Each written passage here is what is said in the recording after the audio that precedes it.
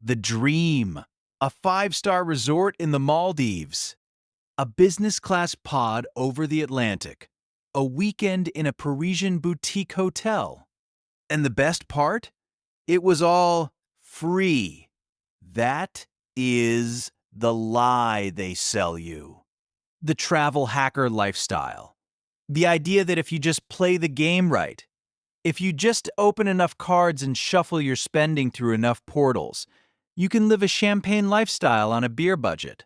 But here is the reality. You aren't hacking the banks. The banks are hacking you. Credit card companies aren't charities. Chase, Amex, and Citi didn't become trillion-dollar entities by giving away free vacations. They are the house. And in this game, the house always wins. I'm Mark Fletcher, and today we are going to look at the dark side of the points game. I'm going to show you the shadow inflation of travel rewards, the psychological trick called the points premium, and why your quest for 2% back is actually costing you 20% in net worth. Welcome to the Money Sprint. Let's look at the fine print. Let's start with a fundamental truth of economics. There is no such thing as a free lunch, and there is definitely no such thing as a free flight. When you buy a flight with points, you aren't paying $0. You are paying with a currency that has three massive problems. It is volatile, it is depreciating, and it is illiquid. 1. Points volatility. Imagine if the US dollar lost 50% of its value overnight because the government felt like it. You'd call it a crisis. In the points world, we call it a devaluation. Airlines and hotels can, and do, change the price of an award seat whenever they want. That 60,000 point flight you've been saving for? Tomorrow it could be 120,000. You have zero consumer protection. 2. The fees. Check the fine print on your free flight. You still have to pay taxes, 9 to 11 security fees, and carrier-imposed surcharges. I've seen free flights to London that still cost $600 in cash fees. That's not a free flight. That's a discounted flight, with extra steps. 3. The annual fee tax. To get the best points, you're likely paying $250, $550, or even $695 a year in annual fees. If you have 3 of these cards, you are paying nearly $1,500 a year just for the privilege of earning points. You have to earn a massive amount of free travel just to break even on the cash you already handed the bank. I want you to be honest. How many hours have you spent on blogs, subreddits, and YouTube videos trying to find the perfect redemption? 10 hours? 50 hours? If your time is worth $50 an hour, and you spent 20 hours researching how to save $400 on a flight, you didn't save money. You worked for the airline at a sub-minimum wage. The banks have turned your leisure time into a part-time job where they pay you in Sky pesos. This is where the trap gets dangerous. It's called the points premium. Behavioral economists have proven that people are willing to spend more money when they are earning rewards. Think about it. You're at a store, you see a pair of shoes for $200, you don't really need them. But then you think, wait, I get 3x points on this card. That's 600 points. I'm basically getting paid to shop. The points act as a moral lubricant. They ease the friction of spending. You stop asking, do I need this? And start asking, which card gives me the most points for this? A study by MIT found that people spend up to 100% more when using a credit card versus cash. When you add the gamification of points on top of that, that number skyrockets. Even if you are a responsible user who pays your balance in full every month, The data shows you are likely spending 15 to 20% more than you would if you were using cold hard cash. If you spend $5,000 a month on your card to get 2% back, you get $100 in points. But if the points premium caused you to spend just 10% more than you intended, you spent an extra $500 to get that $100. You just lost $400 to earn a free hotel night. The bank isn't giving you a reward. They are giving you a rebate on your own overspending. You might think, well, I'm disciplined. I don't overspend. So I'm winning, right? Wrong. Because you are paying the merchant markup.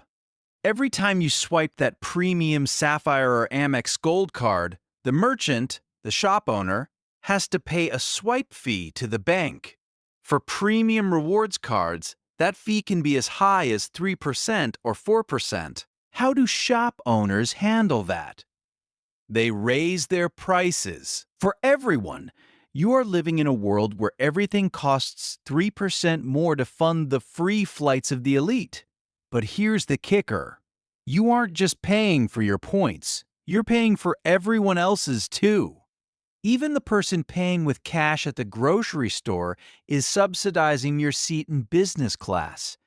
This is a massive transfer of wealth from the poor, who use cash or debit, to the wealthy, who use rewards cards. But even if you're the one winning, you're still participating in an ecosystem that inflates the cost of living.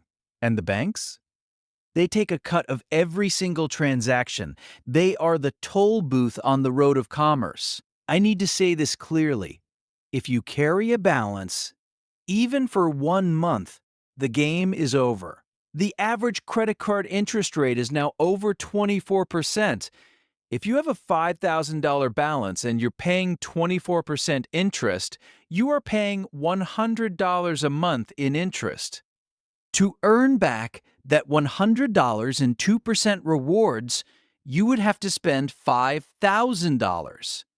You are running on a treadmill that is moving faster than you can sprint. If you have even $1 of credit card debt, you shouldn't be hacking points. You should be hacking your budget.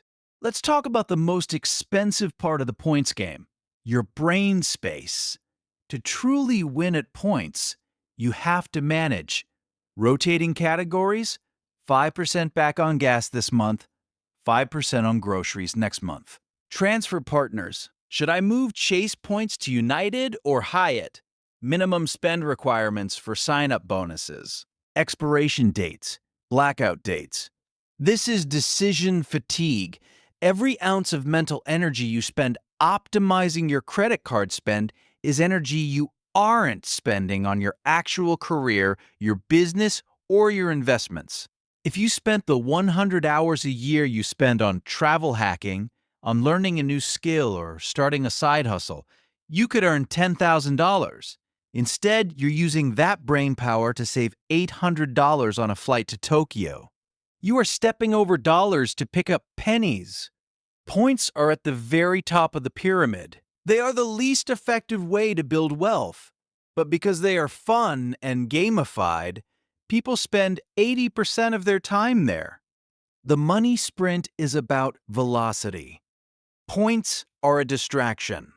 They make you feel like you're winning while you're actually standing still. So, what is the alternative? Do I want you to use a debit card and get nothing? Not necessarily. But I want you to change your philosophy. Step 1. The simplicity audit. Get rid of the 5-card rotation. It's a mental parasite. Pick 1, maybe 2 cards. One for everything, 2% flat, and maybe one for a category you spend heavily in, like groceries. That's it. Stop the churn. Step 2. The cashback pivot. Stop chasing travel points. Points are a script currency controlled by a corporation. Cash is a universal currency controlled by you. When you get 2% cash back, you can use it for travel, or you can use it to buy VTI, or you can use it to pay your electric bill.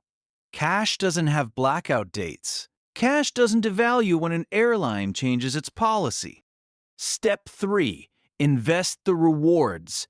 If you want to actually win the game, take your cash back and put it into a brokerage account.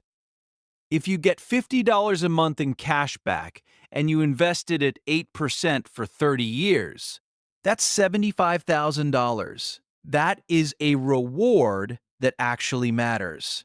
Most travel hackers spend their points on a vacation and have $0 left. You turned a rebate into a fortune. Remember who the enemy is. The banks want you to be a revolver. They want you to get hooked on the points, spend slightly too much, and eventually miss a payment or carry a balance. They are playing the long game. They are waiting for you to trip. The only way to win a rigged game is to play as little as possible. Travel is beautiful. You should see the world. You should stay in nice hotels, but you should do it because you can afford it, not because you hacked it. When you pay for a vacation with earned income, you value it more. You don't have to justify the spending by earning points. You don't have to spend 40 hours on a laptop to save a few bucks. True wealth is the ability to walk into an airport, buy a ticket, and not care about the redemption value. Stop playing their game.